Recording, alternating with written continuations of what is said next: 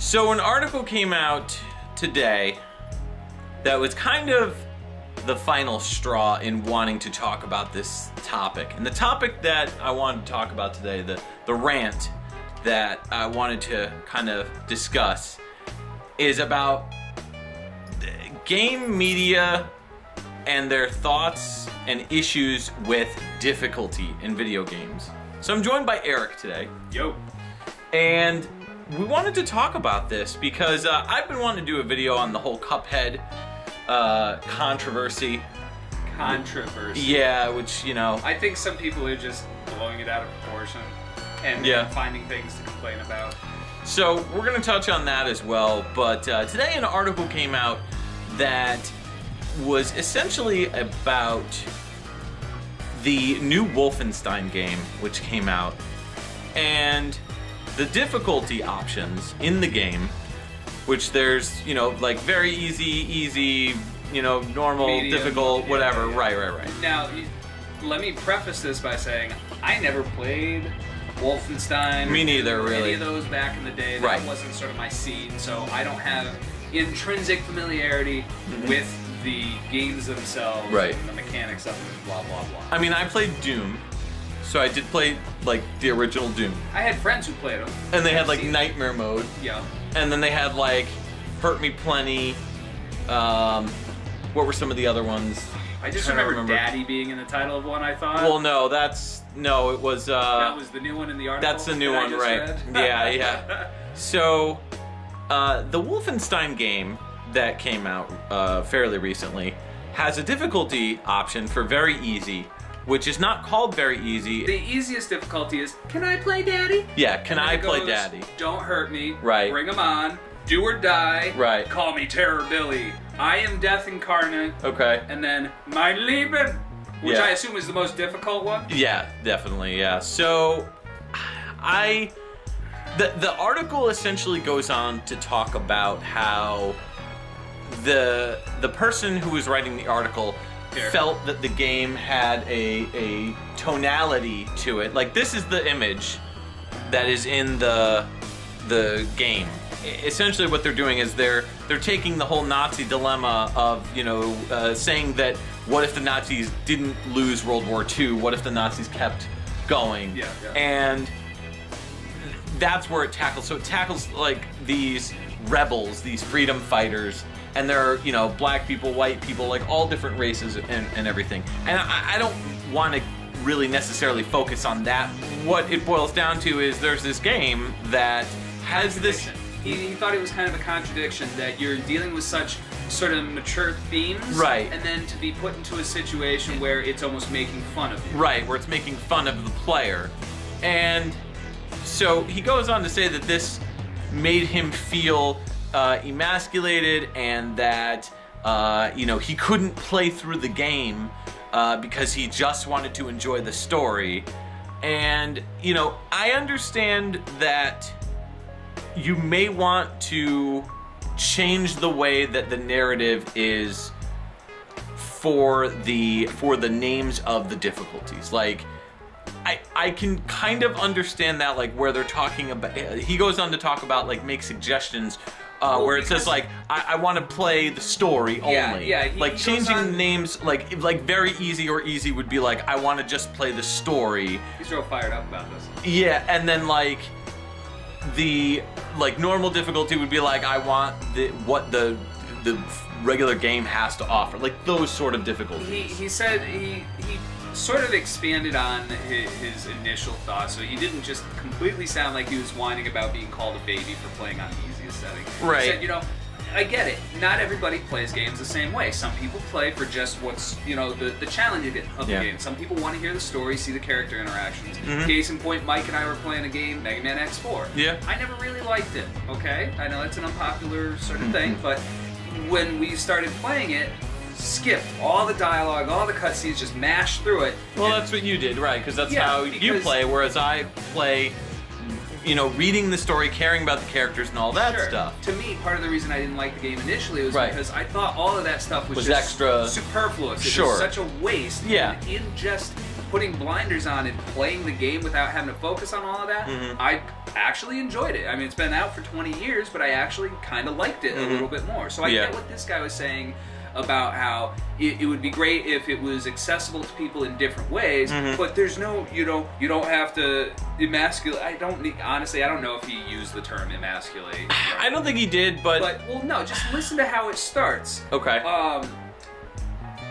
In a callback to the original games, which showed up in the new order as well, the menu's telling you only babies play the game on easy. It's funny on the surface, but also an insidious kind of peer pressure. Right. Don't listen to it. Yeah. And it's like, really? No, it's just stupid. It's just something simple. It's a throwback to the original Wolfenstein game that had that name for that difficulty in there. But the thing is, you could say that even back then, it wouldn't be politically correct or appropriate or sensitive.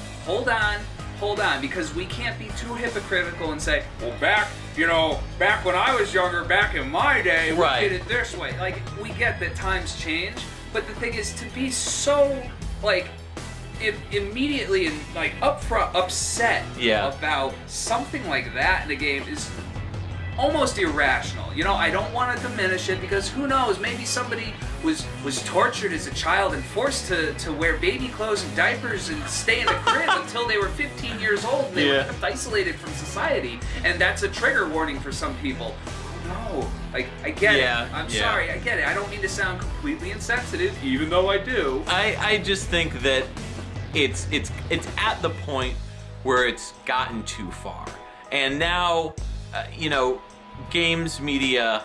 Everybody is so hypersensitive about things. About everything. Trying to be as considerate and as accepting of everyone as much as possible. And the thing is, when you get to that point, it's like you're stepping on eggshells no matter what you do. Right. And I don't think there's any way to get around the fact that you might offend somebody. Somebody might be frustrated. There isn't. But the thing is, like, so you're offended. Okay, life goes on. This isn't like the picture of the baby. All right. Like the difficulty setting. Just because you picked easy doesn't mean they're calling you a baby. This gets into the whole thing about game difficulty and Cuphead and the whole controversy behind a games writer, like a guy who writes about games. He had immense difficulty getting through the demo of the game. Hold on 1 second, because we don't want to get too much misinformation. It may and may not be. I vaguely recall him coming out later and saying that was almost just posted online as a joke because he was screwing around at some... I don't know about that. Maybe not, but supposedly he was screwing around at some media preview event or some conference, and somebody just took that video and uploaded it online. Saying that, I remember hearing about that. That he was struggling, but it wasn't like it was.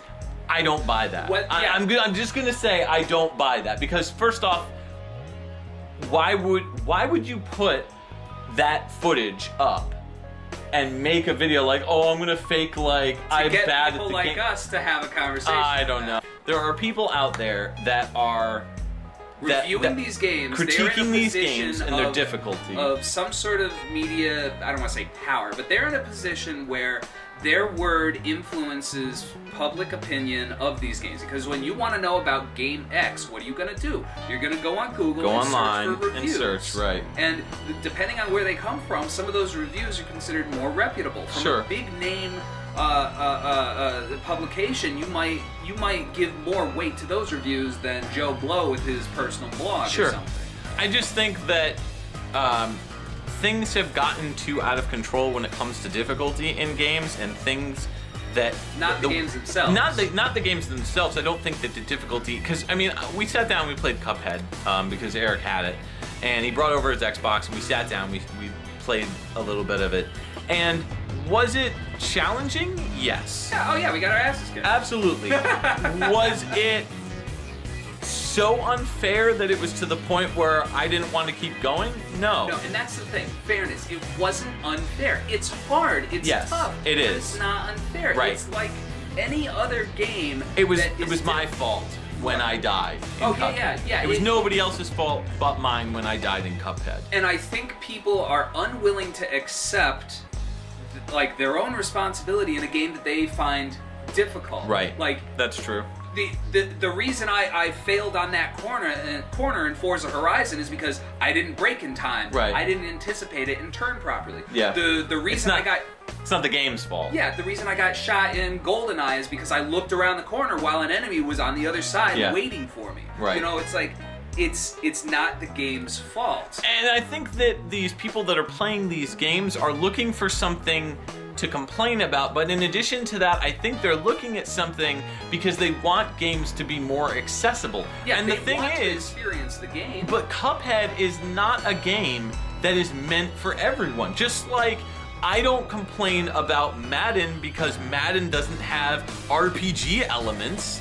Like that's not what Actually, I would argue like sports games kind of do because you're stat tracking with the play. But my point is, it's you can't get materia because I can't get materia and wave around a giant sword or whatever in Madden that I get triggered and I'm gonna complain about it. Stretch, but yeah, no, I but know the point I'm trying to make is I can understand and relate to the fact that there's a game out there that is not for me.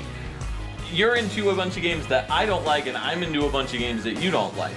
But I don't complain because those games aren't tailor-made and designed for me. Yeah, it's like, everybody has different interests, just like music. Like there's music bands out there that some people like and some people don't like. You know what's really funny about this? Games, in other words, what I'm trying to say is games shouldn't have to be accessible to everyone. There's certain games and types of gameplay styles and types of games that aren't for everybody. You know, that's what I'm trying to say.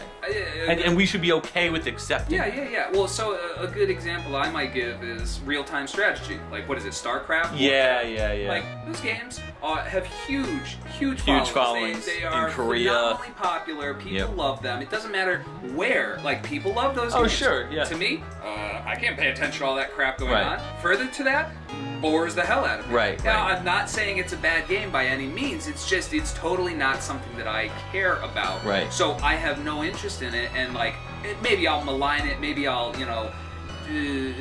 pass it off or something like that, but it's fine if somebody else likes it. Right, absolutely. Talking about the accessibility though, like, the game has an easy mode.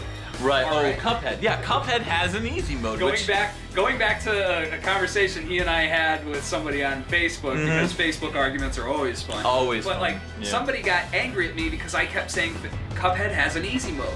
You don't get inflection through text. Right. So I wasn't saying it like, oh, Cuphead has an easy mode. Right. Like, complaining about it being accessible. No, they made an easy mode so that if you kind of suck at the game, maybe it'll give you a fighting chance. Right, and you can learn from your mistakes too if you're playing in easy mode, because the game is easier.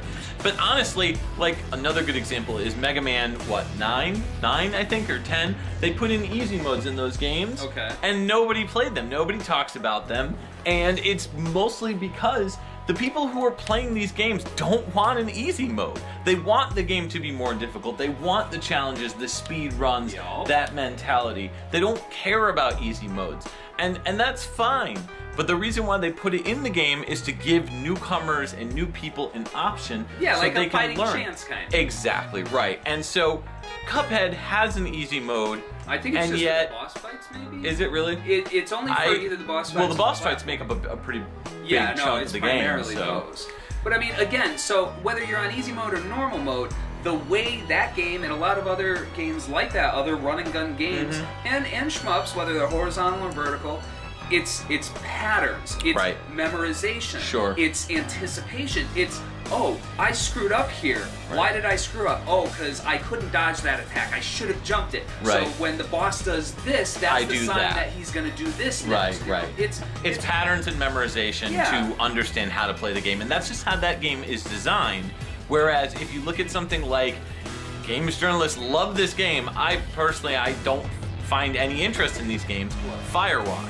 Firewatch is like this exploratory game where you just explore and, no conflict? Yeah, there's no like conflicts, there's no fighting really. It's just like, I don't go online and complain that, oh well, Firewatch isn't, like Mega Man, so therefore I don't want it.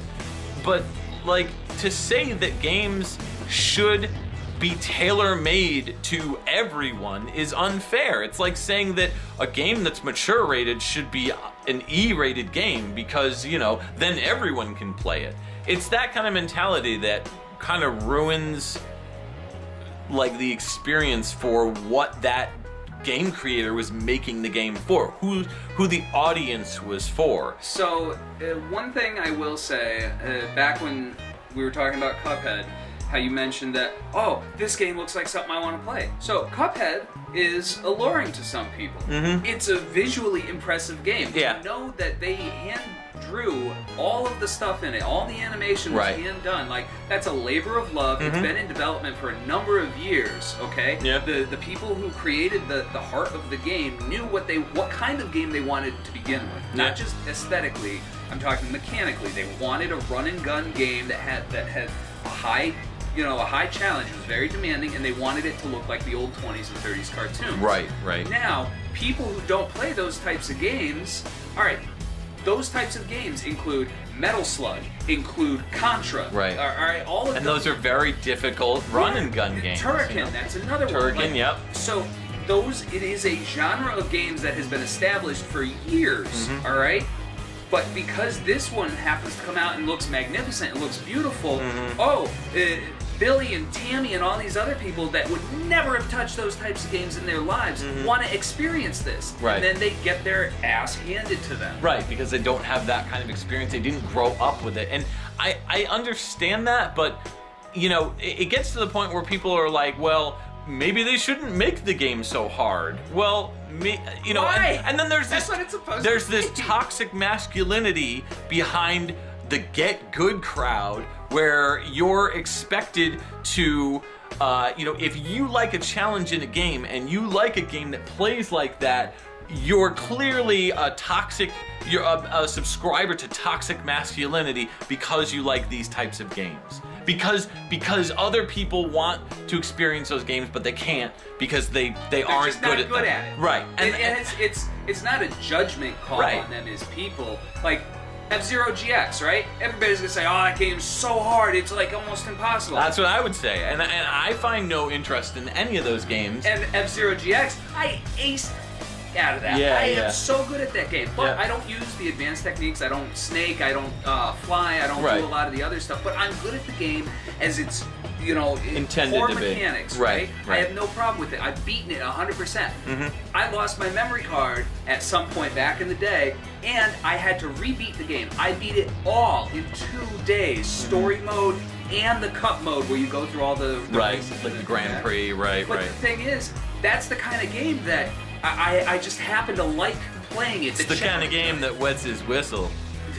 But like every time I died, every time I flew off the track, every time I lost a race, it was because I needed to get better. Right. And I wanted to get better. Right. I wanted to be able to overcome that. Yeah, you didn't want... I wasn't immediately discouraged. You didn't blame the game either. You blamed yourself. Like don't get me wrong. There are some games that are super cheap. Oh, sure. That, like, I think are worth complaining about. Yeah. But 9 times out of 10, it's a situation where I think some people don't realize what is entailed with a game's difficulty. Every game is difficult for a different reason, and I think some people just don't have the ability to sort of see everything that's going on, see a greater picture on things. Like I'm really good at futuristic arcade style racing games, but I'm miserable at fighting games. Both of them require high speed. Sure. You know, and to be aware of your surroundings and to be aware of what your character or you your have to become one with the game in a lot of ways. But and to me, fighting games, they don't click. Right. I can't grasp them. I don't understand invulnerability frames in Street Fighter. I don't understand hitboxes in sprite-based fighters. Yeah, I never really played fighters like that. I would always... No, but you still just had fun playing. I just had fun playing it, and it was casual, and I would play online and get my butt handed to me, like, and I still do when I play games, or even like if I'm doing couch local multiplayer fighting games with people. Like, I can hold my own, but then, like, if there's somebody that I play who's just unbelievably good at a fighting game, like, I like some of my friends, and that's awesome that they're that good at it that they can do that, but me, I can't, so... I just play for what I love and what I enjoy, and, you know, if I'm not good at it, I'm not good at it, but at least I had fun with it. And I think that's the key. So if you're not having fun with these games, if you're playing a game like Cuphead, and you're miserable. And you're miserable, then maybe it's not the kind of game for you, you know? And and going back to Wolfenstein, if you're that triggered over the fact that the game said that the difficulty was not, you know, for an easier crowd, that you're, you know, a baby, should difficulty be tailor-made for everyone, or should there be games that some people just aren't good at? Is it okay to be bad at a game? I think it's a case of being an informed consumer. You need to know what you're sort of getting into with a game. Yeah. You know, like, if you buy an RPG, you kind of have to expect that, oh, this is like a 40-hour experience? Right. Yes. You should know what you're getting into. The internet is a vast resource where you can find out pretty much anything about a game. And same thing with these people in that Cuphead article, or the people complaining about Cuphead. I remember reading something where somebody was saying on like Twitter or something like that, where they said, "Oh well, what if I wanted to experience the entire thing?" Well, that's somebody why else. Let's Play exists. Exactly. That's why Let's Plays exist. That's why long plays exist. There's other ways to take in the content of the game. There's lots of ways that you can see a game, and you can see almost the entirety of a game before you actually sit down and play it. It's 2017. You have should know that what option. you like too. You should be able to look at either a written review in a magazine or on a website, or watch like a 5-minute trailer or preview of gameplay, or a review, like a video review. and just get an idea of how the game plays. Yep. Case in point, I'm a huge Sonic fan. Classic Sonic, the Genesis games, right? Right. Sonic 4, when that was coming out, I could tell before I even got my hands on it what it felt like just by the way he moved in the environment, in the level. And the second it came out and I put my hands on that controller, it played just as bad as I expected. Yeah, there's a lot of games where you'll see visually something in the game, like the recent Super Nintendo game that came out, I think it was called Unholy Knights. And it's a Super Nintendo game developed by some of the people who worked for like SNK, worked on some of those fighters. Okay. And the game, aesthetics-wise, like the character design was really cool. Everything about the game looked great, but the game looked like choppy. Like the frame rate was choppy. Really? It looked really slow. It looked very floaty. The gameplay didn't look like solid. The controls didn't look like it was tight. And sure enough, the game came out and it wasn't good. Like pretty much unanimously, sort of clunky as you expected. Right. Every single reviewer that reviewed the game was like, this game really needed more time to bake in the oven, so to speak. So I want to know what everybody thinks. Leave a comment down below. What do you think about the whole thing about Wolfenstein? About the should we be tailor making these difficulty names so that they're not offending anybody and they're not making anybody upset? Should we be doing that? And should we be making games easier and making them more for everyone? Is there room for that in gaming? I'm curious on both sides of things. I don't want people to just sit around and agree with us. But if you legitimately think that is the case, I'm curious as to why. So leave a comment down below, and yeah, that's all I got. So I want to thank Eric for joining me on this YouTube rant. And if anything we said happened to have offended you or put you off, don't misinterpret it. Right. We're not like we're not out to offend anybody here. I think that there's a misunderstanding about people labeling, well, if you like something that I don't like, then it's toxic masculinity. Well, and that's like one small example.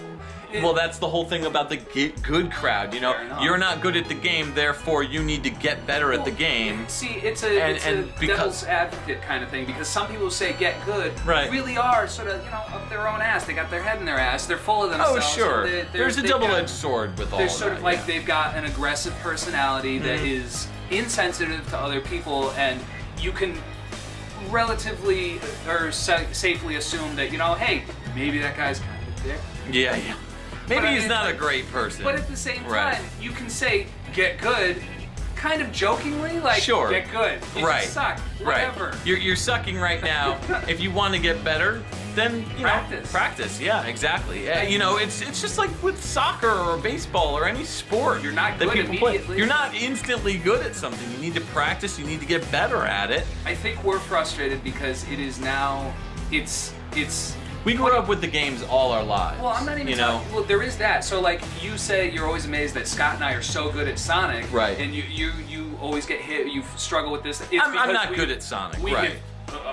Another friend of ours and I have played these games, like, so much that, like, we can play them practically with our eyes closed. Right. But the thing is, I think these conversations, these dialogues about, you know, whether something is offensive or whether that character model has breasts that are too big or just... Well, that's a whole nother topic. It is, but it is part of a whole package here. Which is saying it's not for everyone. No, that's not where I was going. What I was going to say it's because people are latching onto some of these things so much, it's hindering the creation process of some games. Because it's putting up unnecessary roadblocks on something that is supposed to be just entertainment. It is something that you experience as it was designed, and that's that. There's something out there that's not for everyone, and so I think that we're all right now focusing on pleasing everyone,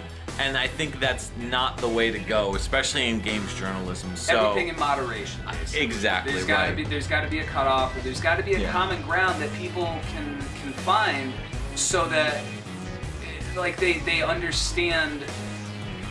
Not everything is for them. Yeah, basically. Yeah. All right. That's it. Hi, we bitch at video games. Or about. So leave a comment down below. Thanks, guys, for watching.